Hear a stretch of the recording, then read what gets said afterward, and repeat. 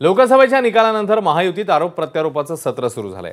भाजपा प्रदेशाध्यक्ष चंद्रशेखर बावनकुळे यांच्यामुळेच माझं तिकीट कापलं गेलं असा आरोप शिंदेंच्या शिवसेनेचे नेते कृपाल तुमानेंनी केलाय। रामटेकच्या पराभवाचे विलन चंद्रशेखर बावनकुळे हेच आहेत असंही तुमाने म्हणतात। तर बावनकुळेंनी चुकीचे सर्वे दाखवत शिंदेंवर दबाव टाकला असं तुमाने म्हणाले। त्यावर आता भाजपने उत्तर दिलं।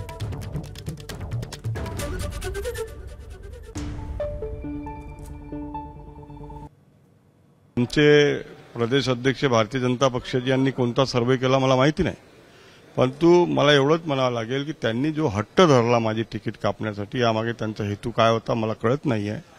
पण काँग्रेसचा कार्यकर्ता आणून काँग्रेसच्या आमदारला आणून त्याला तिकीट द्यायला लावणे ही कोणती पद्धती माहिती नाही, परंतु सन्माननीय आमचे बावनकुळे साहेबांनी म्हटलेलं होतं की बा ज्यांच्या विधानसभेमध्ये परफॉर्मन्स चांगला नाही राहणार त्यांच्यावर कारवाई करील। बावनकुळेंना आता प्रदेशाध्यक्ष पदावर राहण्याचा अधिकार राहतो का?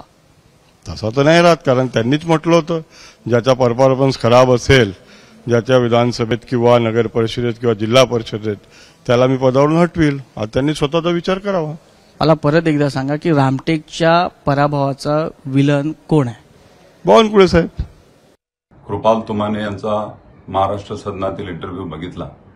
सध्या केंद्रामध्ये आपलं एनडीएचं सरकार स्थापन होत आहे आणि अशा वेळेस अशा प्रकारची टीका टिप्पणी करणं यामुळे राज्यातील वातावरण विनाकारण खराब होण्याची शक्यता आहे आणि म्हणून मी कृपाल तुमाने यांना विनंती करतो की अशा प्रकारे आपण विनाकारण कोणावरही टीका टिप्पणी करू नये।